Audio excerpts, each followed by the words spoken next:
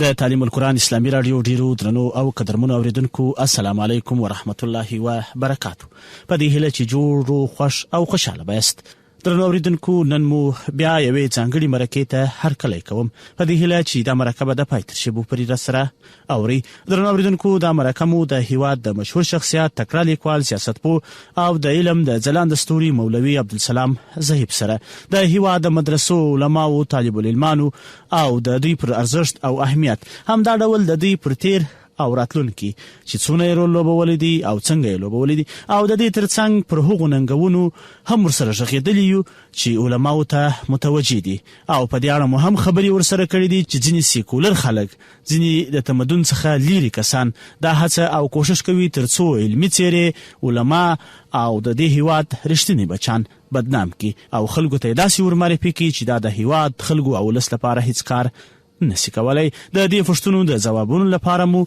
لکه څنګه چې مخکې وویله زهيب صاحب ته بلنه ورکړې ترڅو لنډه مرکه ورسره وکړو. زهيب صاحب تاسو ته ښه راغلاست وایو. خیر اوسې، خدای تعالی مو وساتي. اجمولي صاحب تاسو د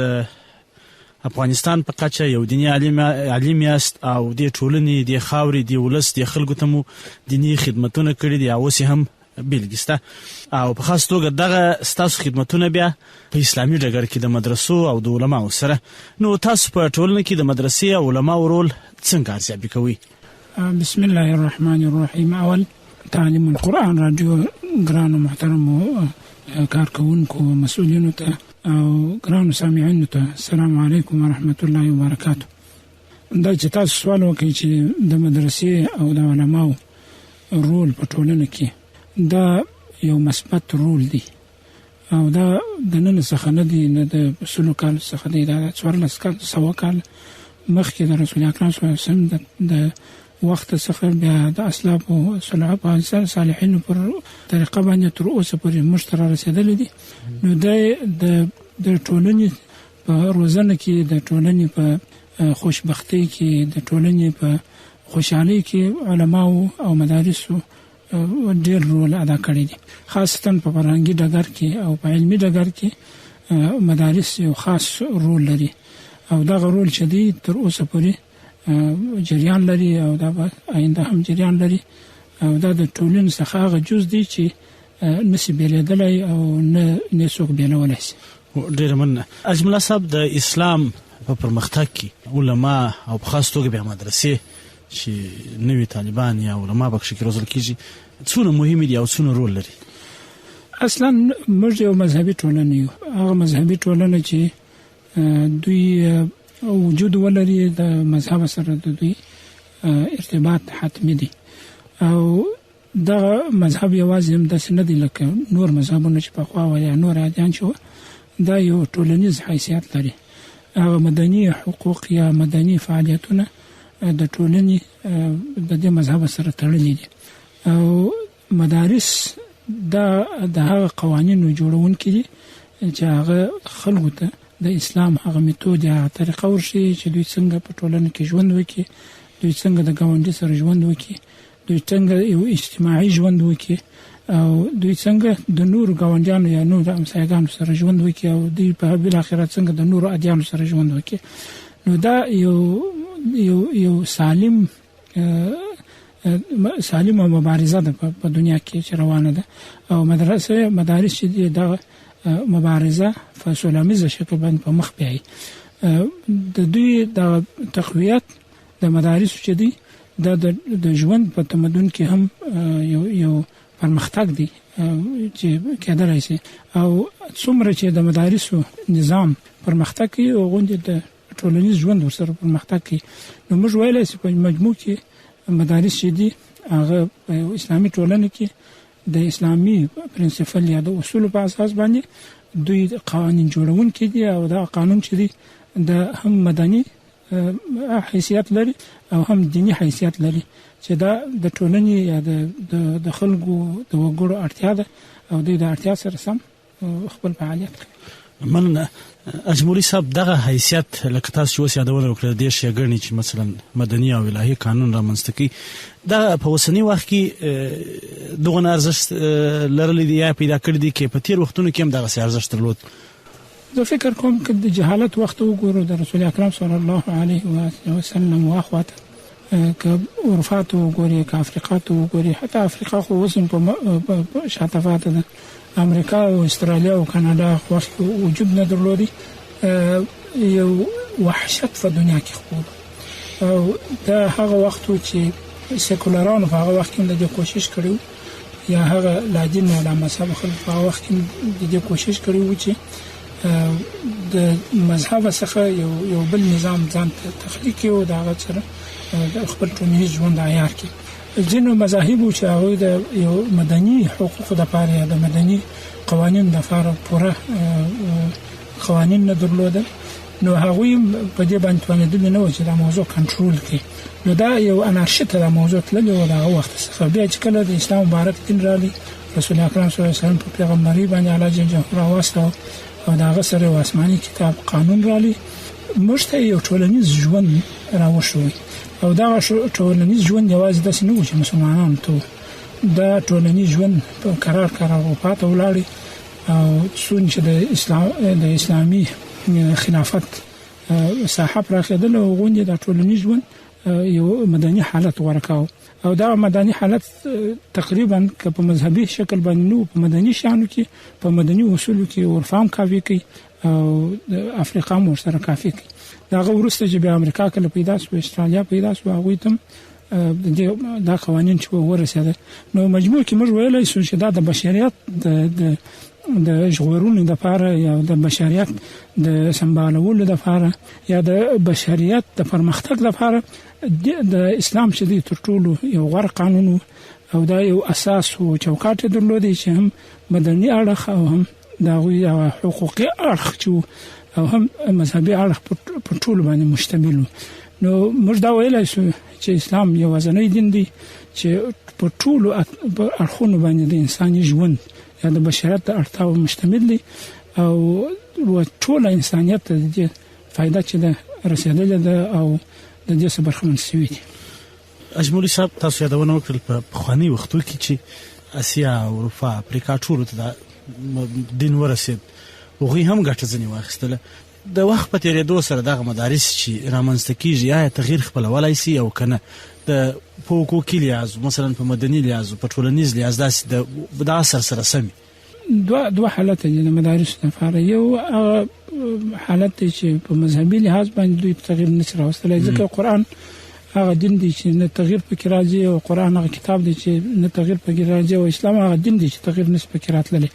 نو هغه کې هیڅ تغییر نشي راتللی اما دغه د تفسیر لپاره د توشیح کول لپاره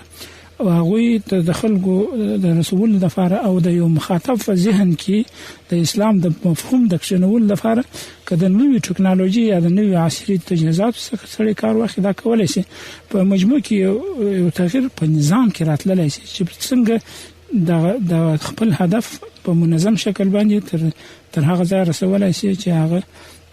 ستا هدف ته اشاره ورسه نو که په دې باندې په دې میتود کې یا په دې لار کې څه تغییر راځي دا یو انساني ابتکار دی دا کولای شي اما هغه څه چې هغه یو مذهبي فرمول دی مشترکات دی په کې موږ کلم تغییر نشو راوستلای په توشیح کولو کې انسان کولای شي ابتکار وکړي لکه موږ یو میتود درلود قرآن کریم د پاره چې یو حافظ کولای شي چې مثلا په 3 کال کې حفظ وکړي یو بل حافظ یو بل څوک ابتکار کوي چې دا 15 میاشتې راوړي یو بل څوک ابتکار کوي چې کال ته راوړي نو دا ابتکار دا غوي دا انساني د عقل تقاضا ده چې باید نوې ابتکار وشي او په نوې میتود د خپل هدف څنګه سړی عرضه کولای شي او د مخاطب په ذهن کې خپل هدف څنګه شنولای شي په دې کې سړی تغیرات راوړي کولای شي او ممکن هم دي او باید ومسي ځکه چې د عصر تقاضا کله کله داسې چې باید تغیرات وي جرمن مجبوري صاحب راځوس د افغانستان مدارس ته پر دې خبرو کو په اوسنی وخت کې تاسو په لار او بر افغانستان کې مدارس څنګه ارزوي د دوی تولید ته په کتو سره هغه تاثیرات ته په کتو سره څنګه ارزیابي کوي الحمدلله دلته چې زه ګورم د زموږ د ژوند اخواته چې نظر وکړو او دا زما عمر چې تقریبا 15 کال ته رسیدي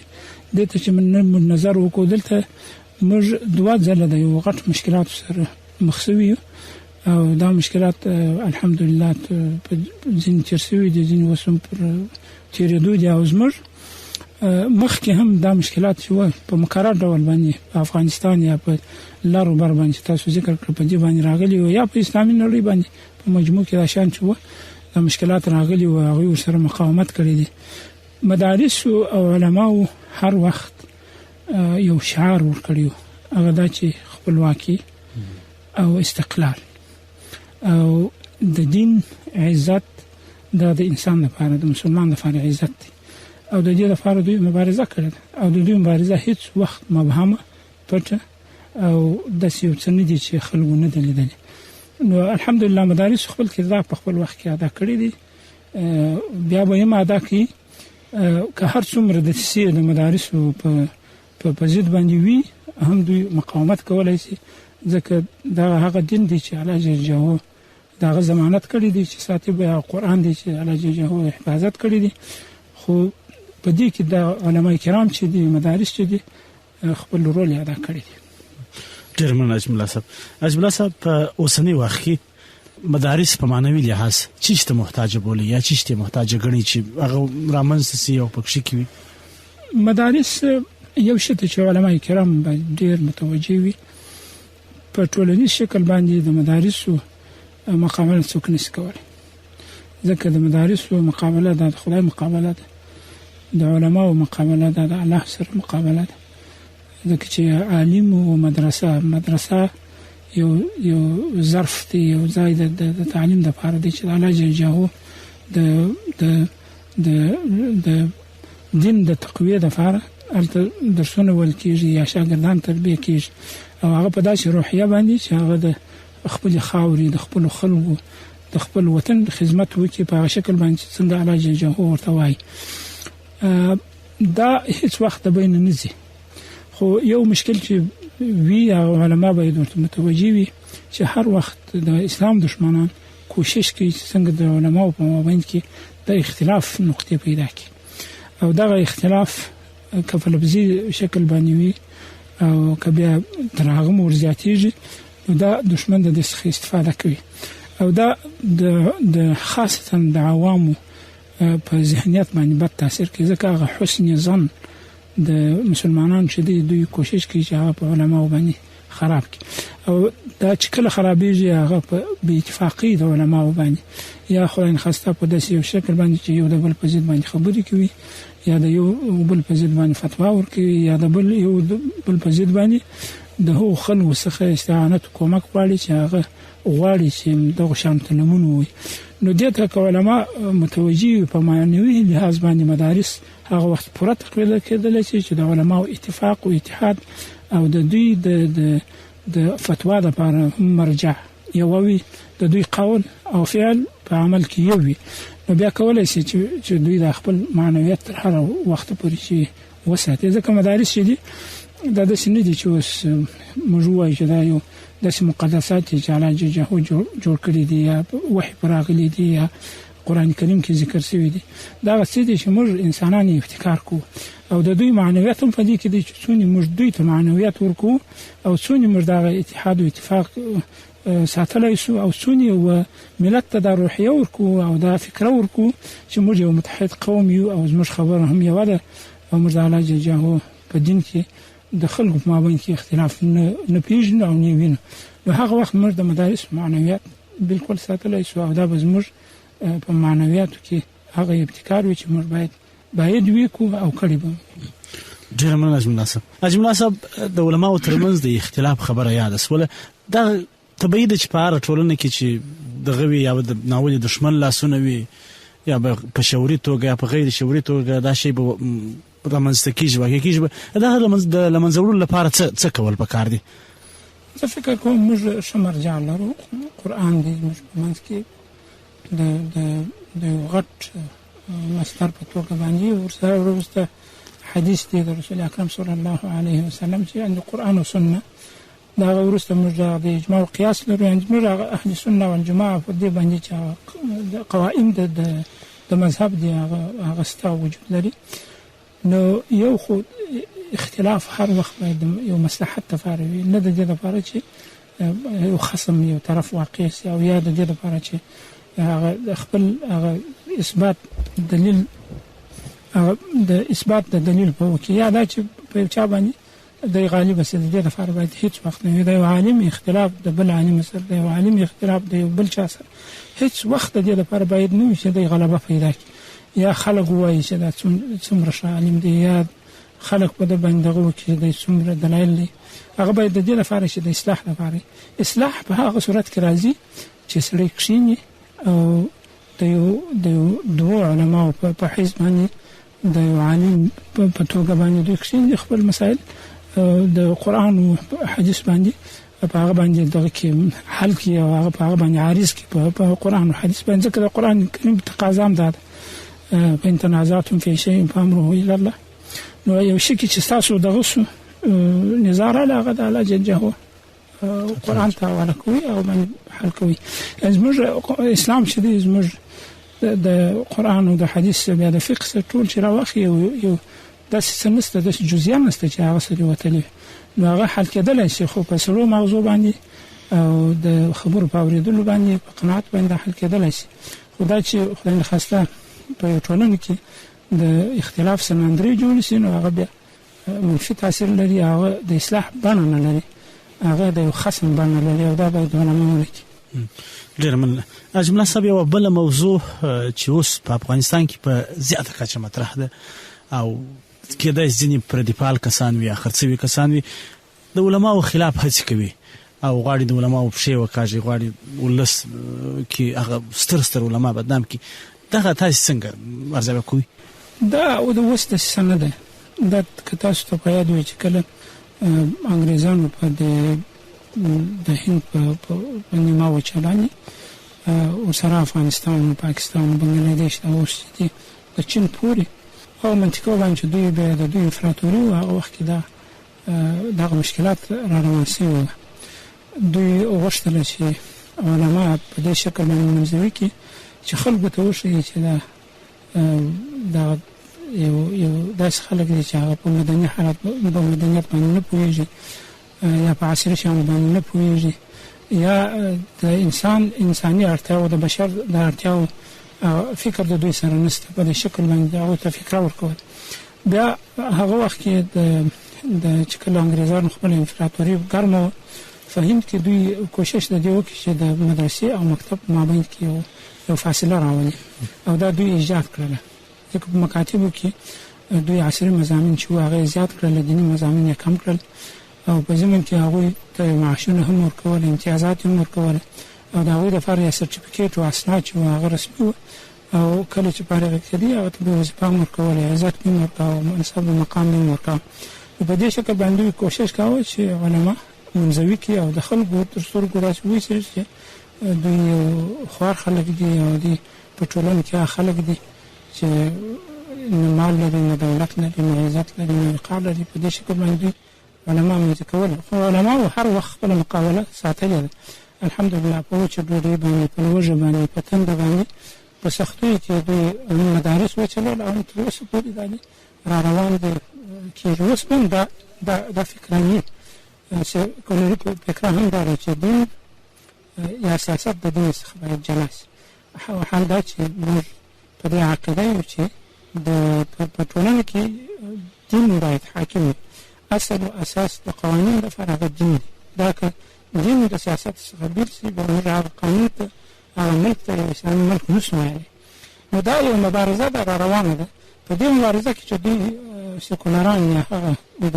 دین او د اسلام دښمنان چې کله په هر جامه کې چې وي د مسلمان په جامه کې یا د غیر مسلمان په جامه کې هغوی لپاره بله لار نشته چې دوی باید علما بدنام کړي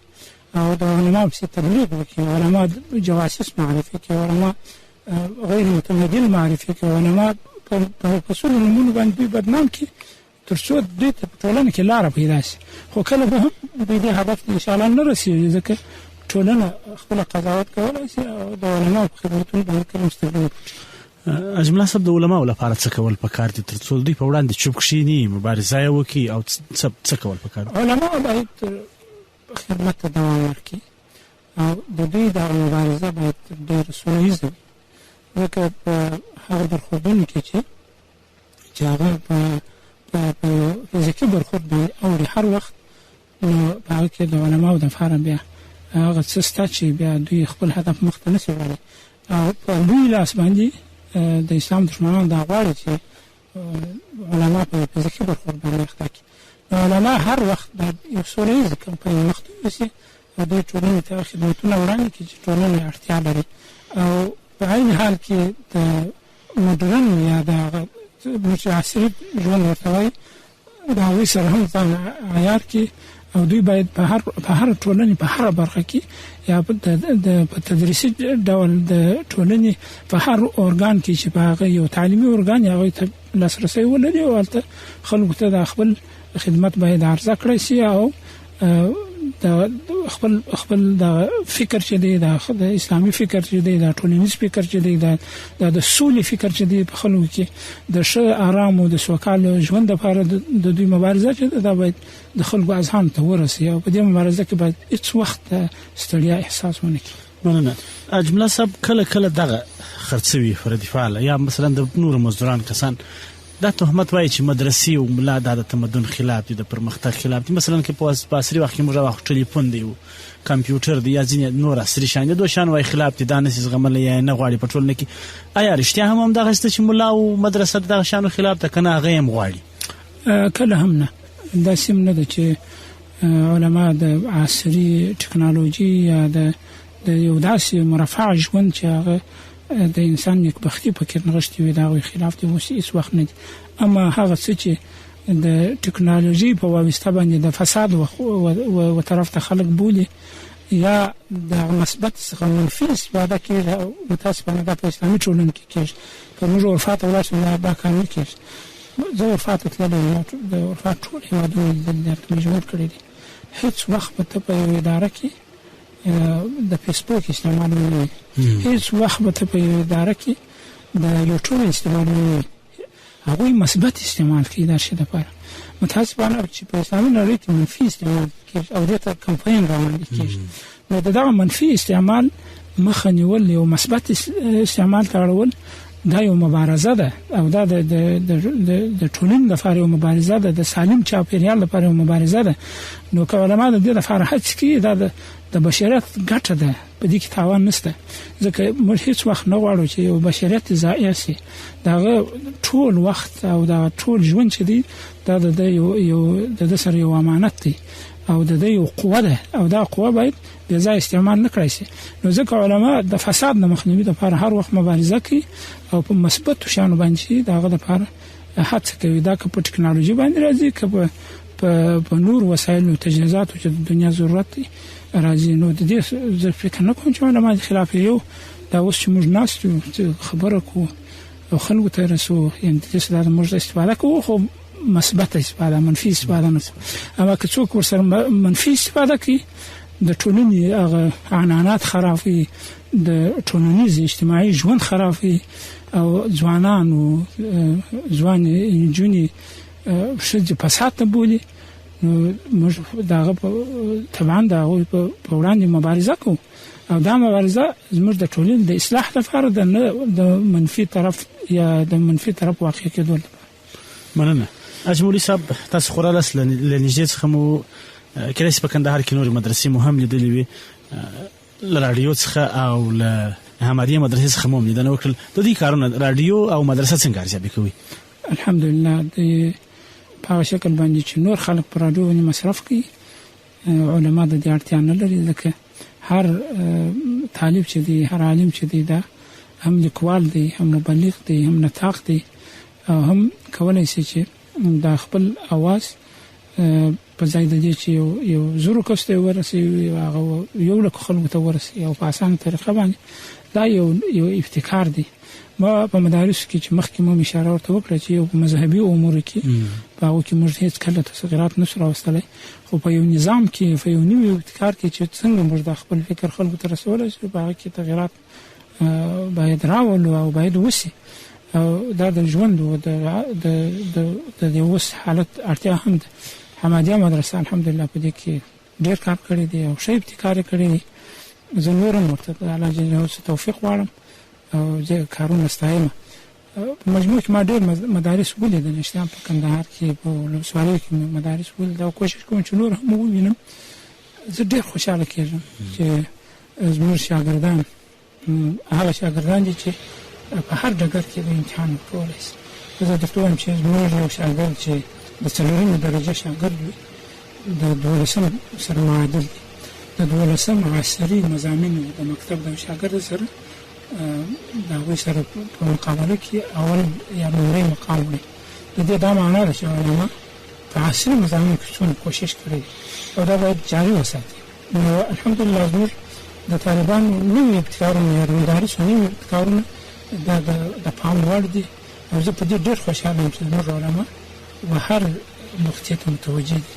او دوی نه غواړي چې دوی وروسته پاتې یا داسې خلک اوسي چې د ټولنې د نویو خلکو څخه چې هغه خلک کوشش کوي چې دوی وروسته پاتې اوسي، تر هغه پاتې نه دي او بلکې تر هغه پیش دي او مخکې دي. مننه. اجمل صاحب اړتیا په چی شته بولی چې تعلیم القرآن رادیو اړتیا ورته لري یا مثلا حمادیه مدرسه چې هغه نیمګړتیاوې موږ یې پوره کړو؟ ډېر مضامین خو تر اوسه پورې ما اورېدلي هم دي، لکه سړی وخت هم نه لري چې ټول شیان واوري ویې. زه فکر کوم چې تعلیم القرآن رادیو د علماو د توحید لپاره باید ډېر کار وکړي، د علماو د وحدت لپاره باید ډېر کار وکړي او دا ټولنه باید د هغوی په پوره کې هغه دسایس چې د علماو په وړاندې را روان دي وخت په وخت باندې خپل طالبان علما او ټولنه د هغوی څخه خبر کړي. دغه یوه اړتیا ده. فکر کوم تاسو الحمدلله ورته متوجه هم یاست. هیڅ وخت د ټولنې د علما ژوند نشي کولی، هیڅ وخت علما د خلکو ژوند نشي کولی. دا د دوی په مابین کې هغه اختلاف دی لکه د غوښې او د اډوکو، هیڅ وخت نشي جلا کېدلی. نو دا د اسلام دشمنان جلا کولی نشي، خو دا په داسې برخوردونو باندې اړوي چې هغه خدای نخواسته زموږ په ضرر او موږ د دغه د ضرر د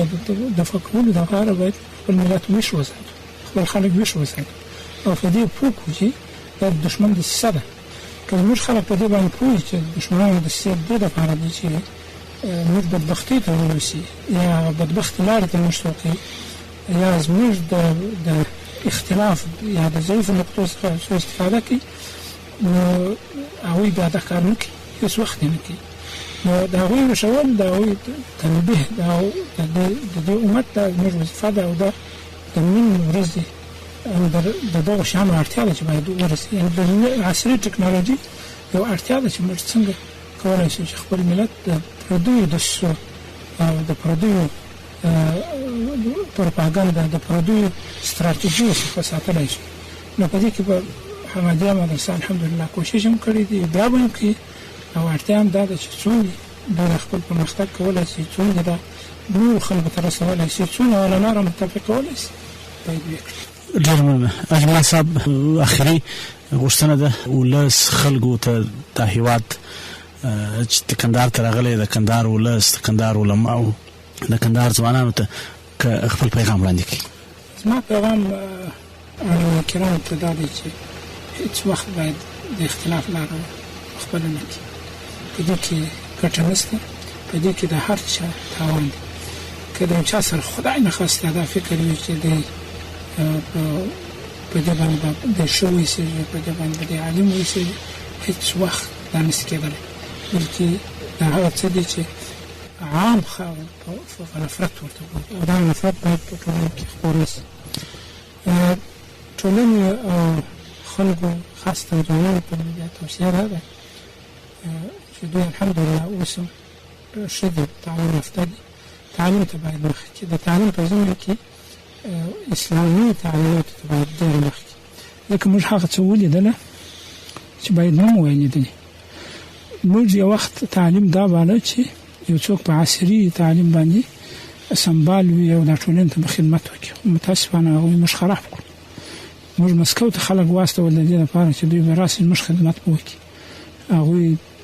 مسکو د ځانه سره راوستي، روسان یې د ځانه سره راوستي او موږ په تباه کړو.